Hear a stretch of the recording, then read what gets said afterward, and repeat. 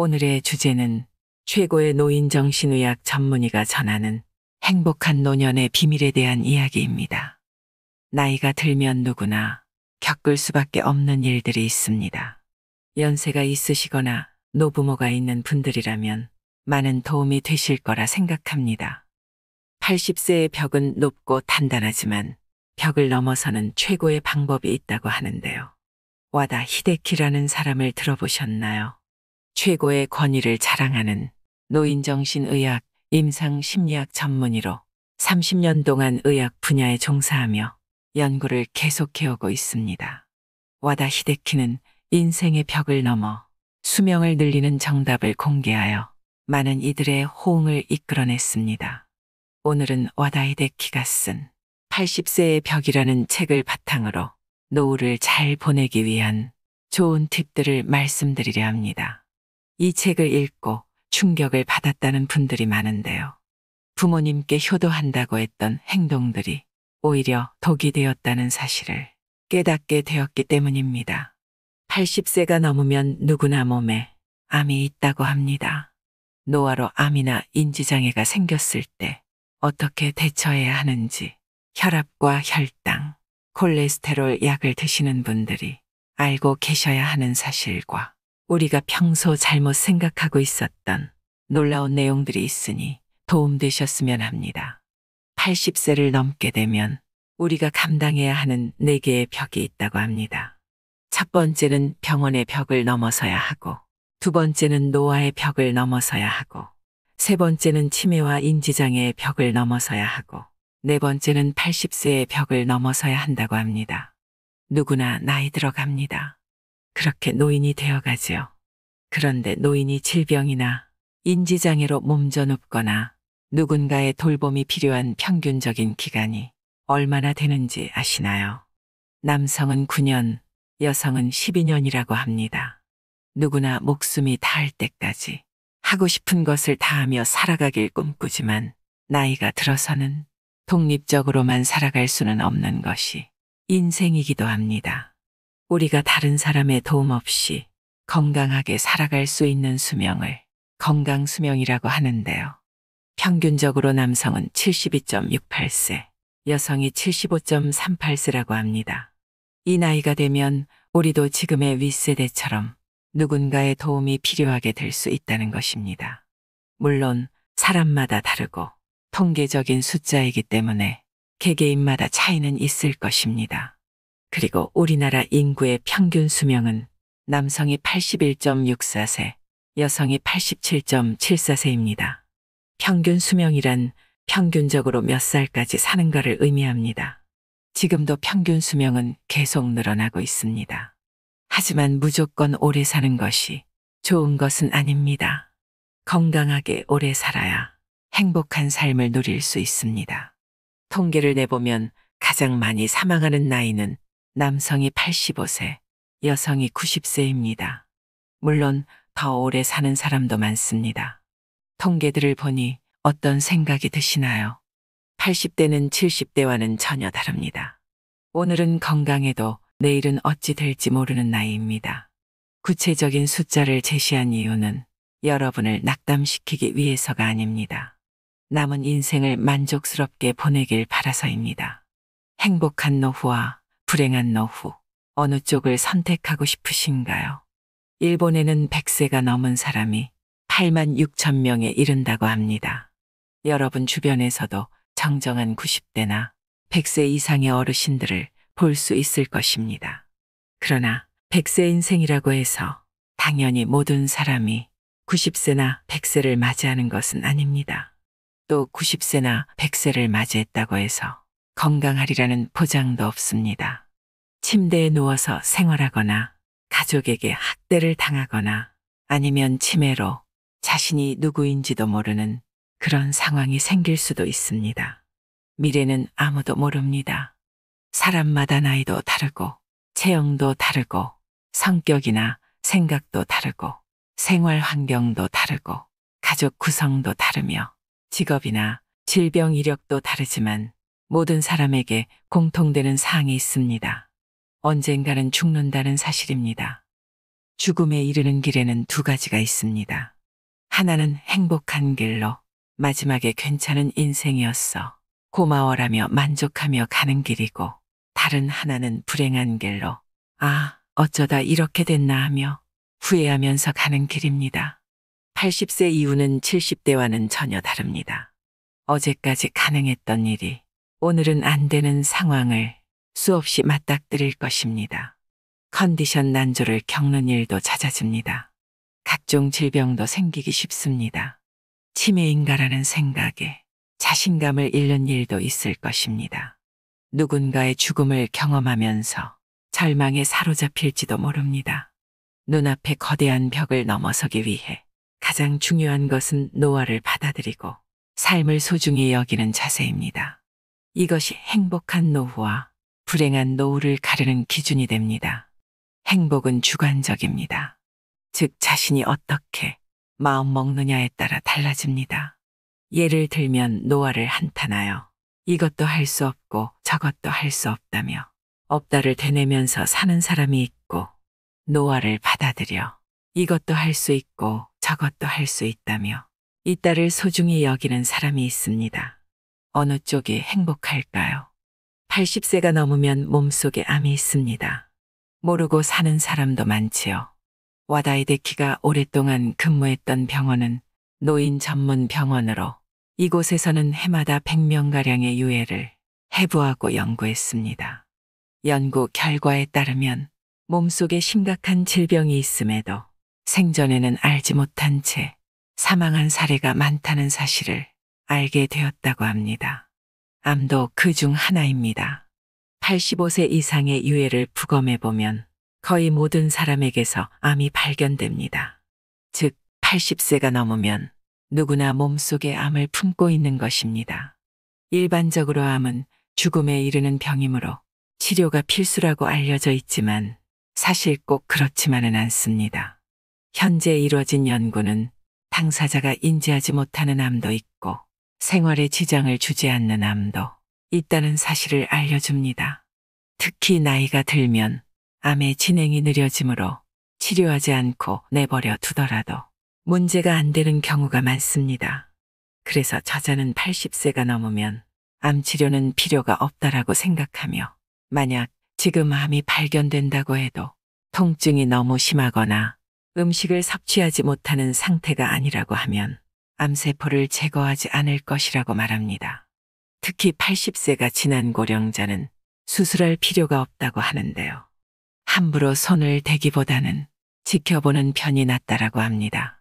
사실 발견하지 못했을 뿐 이전부터 암을 지닌 채 살아왔고 앞으로 서서히 진행되겠지만 한순간에 나빠지는 일은 거의 없기 때문입니다. 암 치료는 간단하지 않기 때문에 수술이든 화학치료든 몸에 심각한 부담을 줄 수밖에 없습니다. 체력이 크게 떨어지는 80세 이상의 고령자는 평소 생활로 되돌아가지 못할 확률이 높으므로 신중히 생각해 보시면 좋겠습니다. 여러분도 이 사실을 꼭 기억해 두길 바랍니다. 80세 이후에는 참지 말고 살아가는 것이 좋습니다. 암에 걸리지 않으려고 식사를 제한하고 좋아하는 술이나 담배를 삼가는 분위기가 있는데, 여든이 넘으면 몸속에 이미 암이 있을 가능성이 크다고 합니다. 그러므로 암에 걸리지 않기 위해 참는 행위는 의미가 없습니다. 좋아하는 음식이나 술을 마시는 편이 오히려 스트레스를 줄이고 즐겁게 사는 방법입니다. 그리고 실제로 암을 무리하게 절제하여 스트레스를 받으며 살기보다 원하는 일을 하며 편안한 마음으로 지내는 편이 면역력이 높아진다고 합니다. 그리고 이것이 암의 진행을 늦춘다고 알려져 있습니다. 또한 건강 우려 때문에 먹고 싶은 음식을 참는 사람이 많은데요. 비만은 건강을 해치고 염분과 당분, 지방이 3대 해악이라는 사고가 사람들의 상식이 되었기 때문입니다. 하지만 과연 그럴까요? 80세 이상이라면 더더욱 정답이 아닐 수 있습니다. 먹고 싶다는 욕구는 몸이 원한다는 뜻이기도 합니다. 고령자는 장기 기능의 저하로 식욕이 증가하는 경우가 있습니다. 예를 들면 염분이 그렇습니다. 사람은 염분이 없으면 살지 못하는데 나이가 들면 신장이 염분을 과도하게 몸 밖으로 배출하여 혈액 속에 염분이 부족해지는 현상이 나타나기도 합니다. 신장에는 나트륨을 저장해두는 기능이 있어서 체내에 나트륨이 부족해지면 배출을 멈추고 모아두는데 노화로 인해 염분 저장 능력이 떨어지면 염분이 부족하게 됩니다. 그래서 어르신들 중에 짜게 드시는 분들이 많은 것도 그런 이유일 수 있습니다. 다음으로 인지장애에 관한 이야기입니다. 인지장애는 반드시 생긴다고 합니다. 그러니 지금 하고 싶은 일을 하라고 말합니다. 인지장애는 왜 생길까요?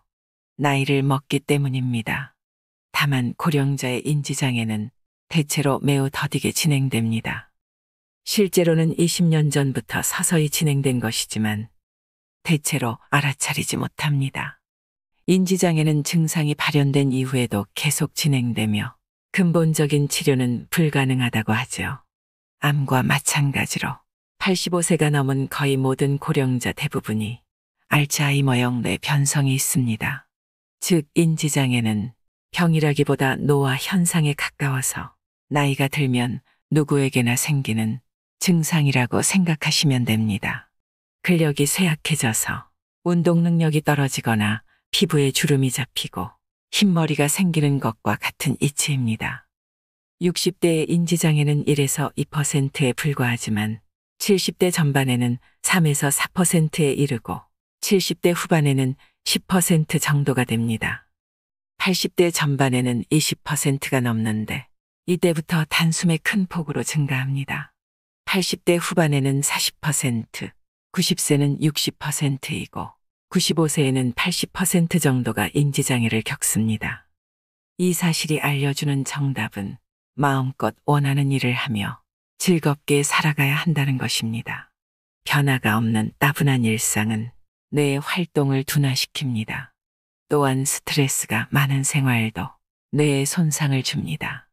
반대로 새로운 일이나 좋아하는 일을 하면 뇌는 자극을 받아 활성화됩니다. 이를 통해 인지장애의 발현을 늦출 수 있습니다. 100세 인생 시대라는 말이 오히려 80세의 벽을 높이기도 합니다. 80세라고 하면 과거에는 인생의 종착지 같은 느낌이었습니다. 하지만 오늘에는 100세 인생이라 하여 갑자기 20년이나 늘어나 꼬린 지점이 멀어졌습니다. 수명이 길어진 일은 기쁘지만 좀 걱정되는 점도 있습니다. 오래 살아야 한다는 강박에 사로잡혀 있기 때문입니다. 사실은 먹고 싶지만 건강에 해롭다니까 참는다. 몸을 움직이기 힘든데 건강을 위해 무리하여 운동한다. 좋아하는 담배나 술을 건강에 해롭다고 삼가한다. 하고 싶은 일이 있지만 이 나이에라며 참는다. 효과를 느끼지 못하면서도 오래 살려는 마음에 계속 약을 먹는다. 80세가 넘은 사람이라면 전부 자제할 필요도 무리할 필요도 없는 일들입니다. 더 정확히는 자제해서도 안 되고 무리해서도 안 되는 일들입니다. 60대 정도라면 분명 효과가 있는 방법이겠지만 80세가 넘어서까지 참을 필요는 없습니다. 하나하나는 소소한 일일지 몰라도 쌓이다 보면 마음에 부담이 되어 확실히 수명이 줄어듭니다. 100세 인생이라는 말이 도리어 80세의 벽을 높이고 있습니다. 지금까지 열심히 살았으므로 80세 이후부터는 자기 즐거움을 위해 행동해야 합니다. 저자는 임상 현장에서 의학서나 논문의 지식이 전부가 아니라는 것을 깨달았다고 합니다. 환자가 살아있는 교과서였다는 것이죠. 환자들을 접하면서 인간은 누구나 오직 하나뿐인 존재이며 인생에는 우열이 없다는 사실을 깨달았다고 합니다. 진시황제를 들어본 적이 있을 것입니다. 2200년 전에 최초로 중국을 통일하고 절대적인 부와 권력을 손에 넣었던 인물입니다. 모든 것을 얻은 진시황제가 마지막으로 원했던 것은 불로불사의 육체였다고 합니다. 그는 각지에서 특효약을 가져오게 하는 등 온갖 수단을 동원했지만 끝내 소원을 이루지 못했습니다. 마지막에는 불사의 효과가 있다고 알려진 수은을 넣은 약을 먹다가 사망하게 되죠. 뛰어난 무인조차도 늙음과 죽음 앞에서는 냉정함을 유지하지 못했다는 것을 알 수 있습니다. 어찌 보면 우리처럼 평범한 사람들이 늙음과 죽음을 두려워하고 회피하려는 것은 당연한 일일지도 모릅니다. 오늘 건강하게 걷는 사람이 1년 후에도 그러리라는 보장은 없습니다. 그렇다고 해서 걷지 않는 생활만을 계속하다 보면 전혀 걷지 못하게 됩니다. 남은 기능을 쓰지 않으면 순식간에 쇠약해지는 것이 고령자의 무서운 현실입니다. 82세에서 83세 무렵에 급격하게 쇠약해지는 사람들이 있는데 이들은 대개 80세를 계기로 일을 그만둔 사람들입니다. 질병이나 부상으로 어쩔 수 없이 그만둔 사람도 있지만 이유 없이 집안에만 머무는 사람들 중에도 움직이지 못하게 된 사람이 많이 있습니다. 아직 할 수 있는 일을 스스로 포기하면 아무것도 할 수 없는 몸이 됩니다. 이 얼마나 안타까운 일인가요? 노쇠한다는 것은 서서히 몸이 약해져서 사망에 이르는 것을 말합니다. 천수를 다한 죽음이라 할 수 있는데요. 노쇠로 인한 사망은 대체로 가정에서 생을 마치게 됩니다. 80세가 넘으면 암이 크고 작고의 차이일 뿐 거의가 가지고 있는 것입니다. 뚜렷한 증상은 없더라도 어딘가 불편함을 느꼈을 것입니다. 이 상태로 병원에 가게 되면 의사는 검사를 하고 약을 처방합니다. 우리는 이것이 당연한 의료 절차라고 생각합니다. 오히려 그렇게 하지 않으면 저 병원은 약도 안 준다고 불만의 소리를 내게 되죠. 하지만 저자는 이것이 정말 옳은 의료일까 묻습니다. 꼭 한번 고민해 보시길 바랍니다. 저희 남편이 그렇습니다. 의사가 더 경과를 지켜보자고 하면 무조건 더 센 약을 처방해 달라고 조릅니다. 효과가 있고 없고를 떠나서 그냥 약이 좋은 건가 하는 생각이 들 정도로 약을 먹는 것만으로도 안정감을 느끼는 것 같습니다. 그럴 때 약을 안 주면 환자들이 보통 불평불만을 쏟아내니까 의사도 또 어쩔 수 없이 처방하고 거기에 맞는 약 처방이나 치료를 하게 되는 악순환이 발생하는 것입니다. 결국 우리는 병원에서 약물이나 수술적 치료를 하는 방법으로 수명을 늘릴지 아니면 자택에서 좋아하는 일을 하면서 여생을 보낼지 선택해야 합니다. 환자 본인이 선택해야 하는 문제라는 것입니다.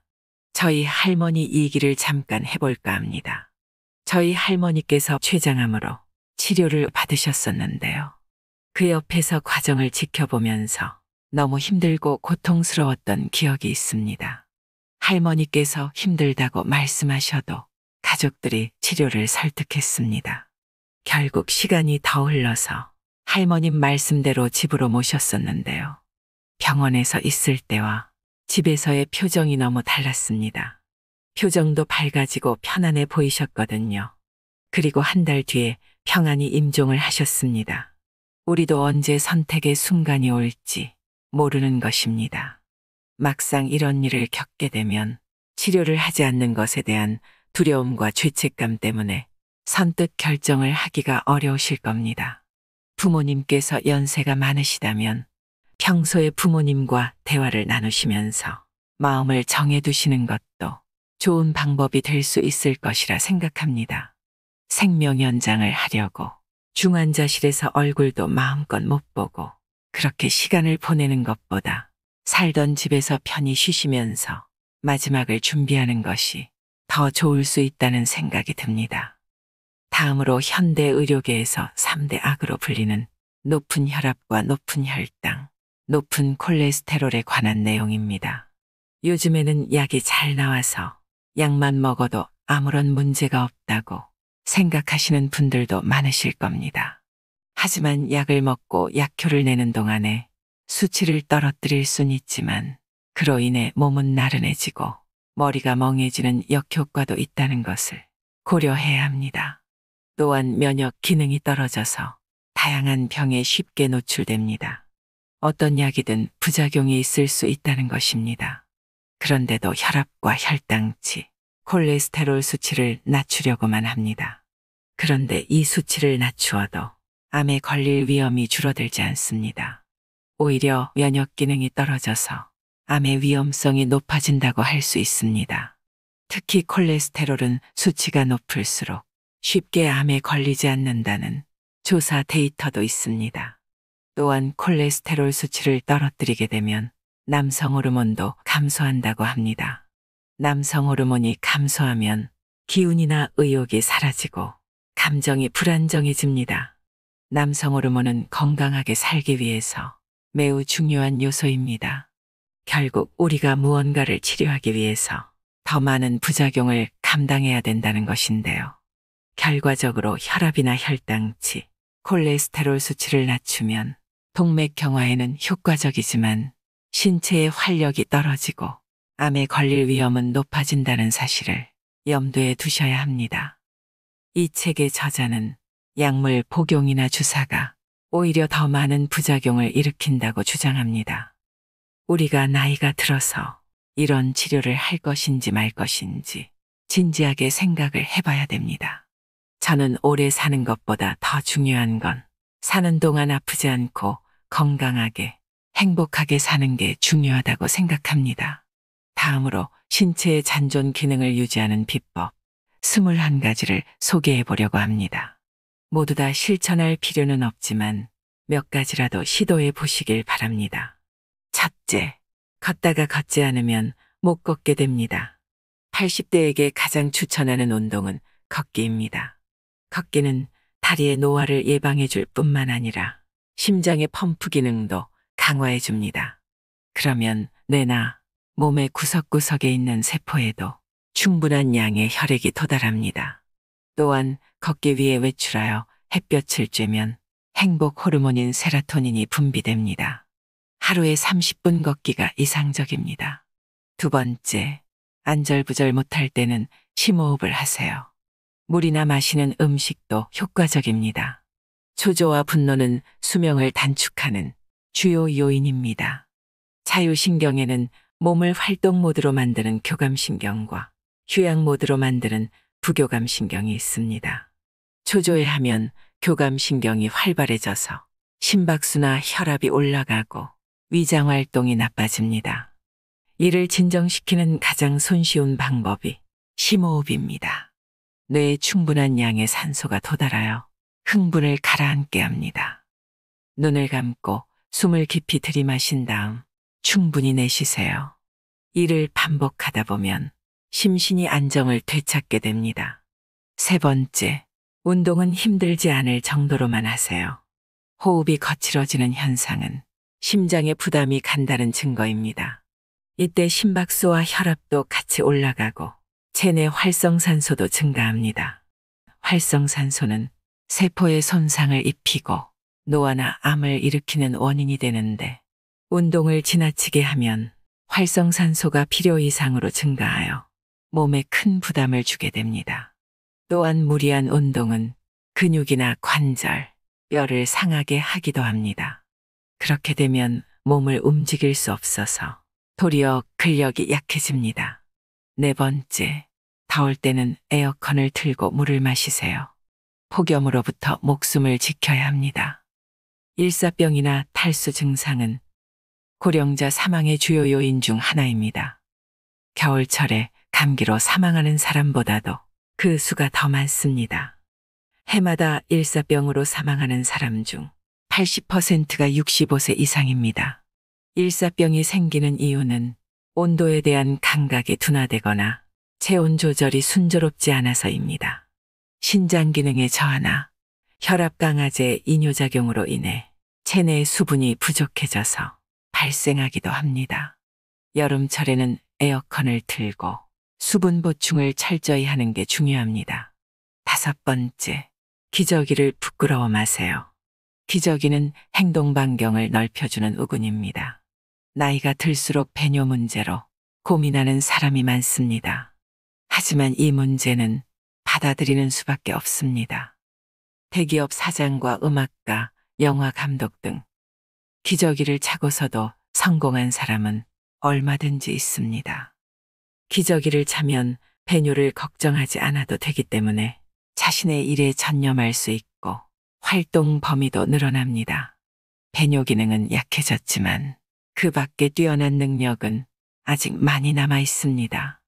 한 가지 능력을 상징적으로 받아들여 이제 인생은 끝이다라고 생각하지 말고 이 능력은 약해졌지만 저 능력은 문제 없다라고 생각하며 당당해지도록 하세요.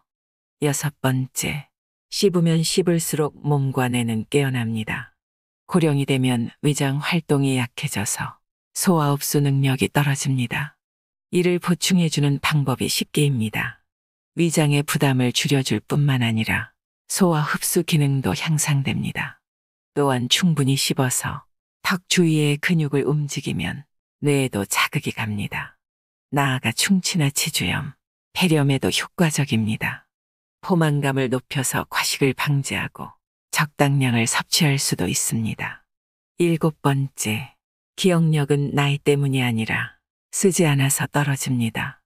일반적으로 고령이 되면 기억력이 저하된다고 하는데요. 이를 부정하기는 쉽지 않지만 무조건 나이가 들면 기억력이 떨어진다라고 단정할 수는 없습니다. 왜냐하면 젊은 사람이라 하더라도 기억력이 떨어졌다라고 자기 암시를 하면 기억력이 저하되기 때문입니다. 기억력은 나이가 들어서가 아니라 기억할 마음이 없어서 떨어지기도 합니다. 기억해야지라는 의욕이 상실되어 기억하지 못하게 되는 것입니다. 이를 예방하기 위해서는 기억력이 떨어졌다고 한탄하지 말아야 합니다. 바로 기억나지 않는다고 포기하지 말고 기억의 실마리를 더듬어서 떠올리려 노력해야 합니다. 몸의 근육은 사용하지 않으면 쇠퇴합니다. 뇌도 마찬가지입니다. 끊임없이 사용해야 퇴화하지 않습니다. 8번째, 드시고 계신 약을 점검하세요. 참고 먹을 필요는 없습니다. 약은 독입니다. 단순한 반어적 표현이 아니라 많은 의사들이 놓치는 진실입니다. 확실히 약은 증상을 개선하지만 약을 먹어야 오래 사는지 알 수 없습니다.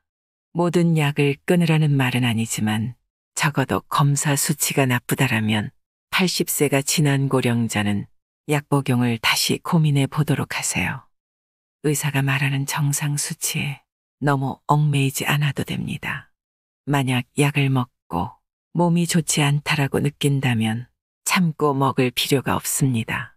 9번째, 혈압과 혈당치는 낮추지 않아도 됩니다. 혈압과 혈당치, 콜레스테롤 수치를 내리는 약은 동맥경화를 예방하거나 심근경색과 뇌졸중 등의 위험을 낮추는데 효과가 있습니다. 그러나 고령자가 이 약을 복용하면 몸이 나른해지거나 머리가 멍해지는 등 활력을 잃는 경우가 생깁니다. 또한 면역 기능이 떨어져서 감염증이나 암의 발병 위험이 높아질 우려도 있습니다. 그래서 저자는 수치를 정상치까지 떨어뜨리지 않는 편이 낫다고 생각합니다. 10번째, 고독은 외로움이 아닙니다. 홀가분한 시간을 누리세요. 나이가 들면 가까운 사람들의 부고를 접하게 됩니다. 우울해지는 사람도 늘어납니다. 하지만 사람은 원래 혼자 태어나서 혼자 죽습니다. 인간은 본디 고독한 존재입니다. 외롭다라고 마음을 닫지 말고 사람들과의 교류를 가져보세요. 나이가 들수록 혼자 보내는 시간이 늘기는 하겠지만 외롭다고 슬퍼하지 말고 아무도 신경 쓰지 않고 자유로이 보낼 수 있는 시간이라고 생각을 전환해 보시길 바랍니다. 11번째, 땡땡이는 부끄러운 일이 아닙니다. 억지로 참고 할 필요는 없습니다. 고령자 중에는 성실한 사람이 많아서 한 번 정한 일은 끝까지 하는 성향을 지닌 사람이 많습니다. 하지만 이는 젊은 사람들이 사는 법입니다. 80세가 되면 몸이 내는 목소리나 자신의 솔직한 마음에 귀를 기울이도록 하세요. 오늘은 하기 싫다라는 마음이 들면 게으름을 부려도 됩니다. 쉬고 싶다라는 생각이 들면 쉬어도 됩니다. 참지 말고 마음이 편한 쪽으로 행동하세요. 12번째, 운전면허는 반납하지 않아도 됩니다. 경찰청에서 발표한 원동기 이상의 면허를 지닌 연령층별 사고 건수에 따르면 사고를 가장 많이 내는 연령은 16세에서 19세로 1489건이고 다음은 20에서 24세로 876건입니다. 한편 80에서 84세가 604건, 85세 이상이 645건, 70대가 500건 전후입니다. 고령자만 위험한 존재가 아니라는 뜻입니다. 고령 운전자에게만 인지장애 검사를 의무화하고 면허를 반납하라며 사회적으로 무언의 압력을 가하는 것도 차별입니다. 획득한 권리를 간단히 내어주어서는 안 됩니다. 80세가 넘은 고령자는 현재의 내가 할 수 있는 일이나 가지고 있는 능력을 되도록 유지해야 합니다. 13번째, 좋아하는 일을 하세요. 싫어하는 일은 하지 않는 게 좋습니다. 좋아하는 일을 하고 싫어하는 일을 하지 않는 것. 이것은 고령자의 기본 자세입니다. 사실은 하고 싶은데 참는다. 사실은 하기 싫은데 참는다와 같은 태도는 지금 당장 그만두길 권합니다. 80대는 어느 날 갑자기 움직이지 못하게 될 위험을 항상 안고 있기 때문입니다. 아, 그때 할 걸 그랬다며 후회하는 일이 없도록 하루하루를 알차게 보내세요. 14번째, 성적 욕구는 당연한 일입니다. 부끄러워하지 않아도 됩니다. 여성이든 남성이든 고령자 중에는 성욕이 있는 사람도 있고 없는 사람도 있습니다. 성욕이 있다는 사실을 부끄러워할 필요는 없습니다. 성욕이 있는 동안은 애써 자제할 필요도 없습니다. 언제까지 계속될지는 알 수 없지만 자신에게 있는 능력을 포기하지 않는 자세는 가장 중요한 요소입니다. 15번째, 밖으로 나가세요. 80세 이상의 고령자에게 가장 적당한 운동은 걷기입니다. 하지만 코로나19 유행으로 외출을 삼가는 사람이 늘어났습니다. 그 결과 인지장애 환자는 물론이고 우울한 사람들도 증가했습니다. 그 원인 중에 하나가 세로토닌 분비량의 감소입니다. 세로토닌은 행복 호르몬이라 불리며 행복감을 높여주는 역할을 합니다. 햇볕을 쬐거나 즐거운 일을 하면 더 많이 방출된다고 알려져 있습니다. 집안에서만 지내면 근력이 약해지고 세로토닌의 양도 줄어듭니다. 그렇게 되면 무력감이나 불안, 스트레스를 느끼기 쉽습니다. 16번째, 먹고 싶으면 먹으세요. 통통한 편이 적당합니다. 수많은 데이터가 조금 살찐 사람이 오래 산다는 결과를 보여주고 있습니다. 80세가 지난 고령자는 대사증후군을 걱정하기보다는 통통한 상태를 유지할 수 있도록 먹고 싶은 음식을 먹어야 합니다. 17번째, 조금씩 자주 드세요. 80대가 되면 자유로운 시간이 늘어나지만 근력이나 장기의 기능은 떨어집니다. 이를 해결하는 방법이 조금씩입니다. 조금씩 먹고 조금씩 걷고 조금씩 자는 것입니다. 예를 들면 한꺼번에 배불리 먹지 말고 조금씩 먹으세요. 한 번에 내리 30분을 걷지 말고 아침과 점심, 저녁으로 10분씩 나누어 걷는 것입니다. 시간은 충분하므로 무리하지 말고 조금씩 자주 하는 생활 방식으로 전환해야 몸과 마음이 편안해집니다. 18번째, 인간관계를 점검하세요. 싫은 사람과는 어울리지 마세요. 80대가 되면 자연히 싫은 인간관계로부터 해방될 수 있습니다. 좋아하는 사람이나 마음이 맞는 사람을 정기적으로 만나는 것이 이상적이지만 나이가 들수록 외출을 꺼리게 됩니다. 이러한 경향은 남성 호르몬의 감소와 관련이 깊어서 남성들에게서 특히 두드러집니다. 80이 넘은 고령자에게 사람들과의 만남은 양날의 검과도 같습니다. 심신의 건강과 노화 예방을 위해서는 사람들과의 교류가 중요하지만 무리한 교류는 오히려 적잖은 스트레스가 되기 때문입니다. 직접적인 만남은 아니지만 인터넷에 자신의 의견을 올리거나 정보를 공유하는 방법도 있습니다. 어쨌든 무리한 교제는 그만두고 스트레스가 없는 관계는 지속하세요. 19번째, 텔레비전을 버리고 밖으로 나가세요. 지금의 80대는 온종일 텔레비전을 틀어놓고 별 생각 없이 보는 사람이 많습니다. 하지만 이런 생활을 계속하면 사고력은 저하되고 뇌와 신체의 기능은 퇴화합니다. 텔레비전을 끄고 밖으로 나가보면 어떨까요? 바깥 세상은 신선한 자극으로 가득해서 당신의 마음과 몸, 그리고 뇌를 건강하게 해줄 것입니다. 20번째, 투병보다는 병과 함께하세요. 재택돌봄이라는 선택지도 있습니다. 재택돌봄이란 암처럼 사망 시기를 예견할 수 있는 환자가 남은 시간을 집에 머무는 채로 좋아하는 일도 하고 좋아하는 음식도 먹으면서 마지막을 맞이한다는 뜻입니다. 즉 투병이 아니라 병과 함께라는 것입니다. 기간은 수개월에서 1년 정도인데 환자가 거의 마지막까지 신변정리나 대화를 할 수 있으므로 가족의 부담이 비교적 덜합니다. 물론 몸 상태가 급변할 때를 생각하면 병원에 머무는 편이 더 안심이겠지만 남은 시간을 자기답게 보낼 수 있다는 장점이 있습니다. 21번째, 고령자의 마법 주문을 외우세요. 어떻게든 되겠지 하는 것입니다. 80세가 넘으면 신체의 부자유, 컨디션 난조와 지인의 부고 등 갖가지 시련들이 끊임없이 닥쳐옵니다. 그래서 더는 못하겠어. 혹은 이제 틀렸어 하는 부정적인 사고에 빠지기 쉽습니다. 하지만 이와 같은 부정적인 사고는 노화를 촉진하는 요인이 됩니다. 부정적인 사고에 빠지려 할 때 도움이 되는 말이 어떻게든 되겠지입니다.